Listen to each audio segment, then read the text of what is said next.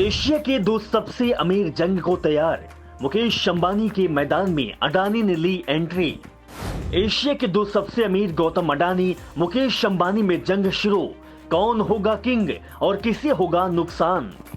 अंबानी बनाम अडानी, मोदी के लिए चुनौती। अंबानी से अब बनेगी दूरी।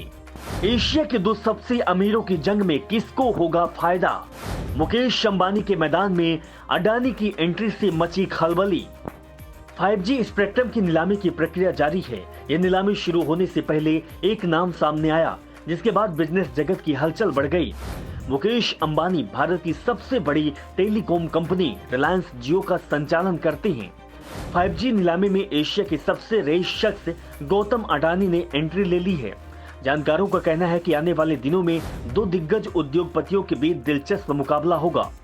ब्लूमबर्ग की रिपोर्ट के मुताबिक जब मुकेश अंबानी अपने टेलीकॉम बिजनेस के विस्तार के लिए भारत से बाहर अन्य देशों में विकल्प की तलाश कर रहे थे, उसी समय यह खबर सामने आई कि गौतम अडानी भी स्पेक्ट्रम खरीदेंगे।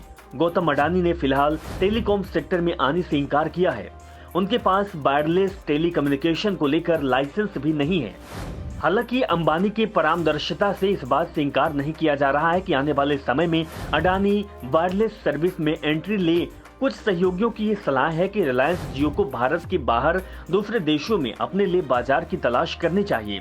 कुछ लोगों का यह भी कहना है कि आने वाले समय में टेलीकॉम बिजनेस की संभावित चुनौतियों को लेकर कंपनी को फंड इकट्ठा करना चाहिए। ब्लूमबर्ग बिलियनियर इंडेक्स के मुताबिक $118 बिलियन के साथ गौतम अडानी दुनिया के चौथे सबसे रईस हैं। 89.6 बिलियन के साथ मुकेश अंबानी 11वें पायदान पर हैं। गौतम अडानी की संपत्ति में इस साल अब तक 41.8 बिलियन का उछाल आया है और इस मामले में दुनिया के नंबर 1 है। बदलते हालात के बीच मुकेश अंबानी ने चतुराई दिखाते हुए अभी तक जियो के कारोबार को भारत के भीतर ही सीमित रखा है। मुंबई आधारित इन्वेस्टमेंट एडवाइजरी फर्म KRIS के फाउंडर अरुण केजरीवाल ने कहा कि अंबानी और अडानी के बीच मुकाबला कड़ा होता जाएगा। अंत में जीत उसी की होगी जो सबसे ज्यादा फिट होगा।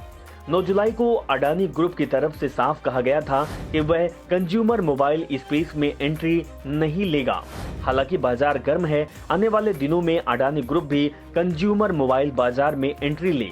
अभी तक अडानी ग्रुप का कारोबार पोर्ट, कोल माइनिंग, शिपिंग में संबंधित या फिर अडानी ने पेट्रोकेमिकल में निवेश किया है।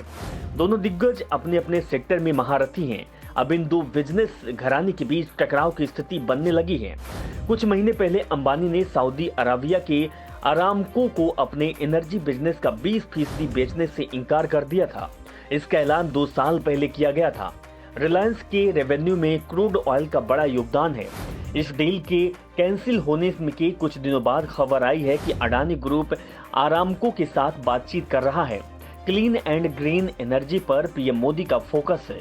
दोनों ग्रुप ने इस दिशा में आने वाले कुछ सालों के भीतर $70 बिलियन से ज्यादा निवेश का ऐलान किया है। इसके अलावा अडानी ने डिजिटल सर्विस, स्पोर्ट्स, रिटेल और पेट्रोकेमिकल और मीडिया बिजनेस पर फोकस बढ़ाया है।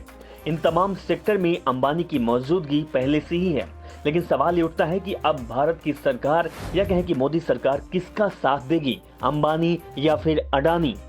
लेकिन ये सस्पेंस अभी भी दिलचस्प बना हुआ है। लेकिन जिस तरीके से अडानी लगातार अंबानी को पीछे छोड़ते जा रहे हैं, उससे कहा जा सकता है कि 5G स्पेक्ट्रम में सरकार भी अडानी के साथ खड़ी होगी और अंबानी अब अलग थलग दिखाई देंगे।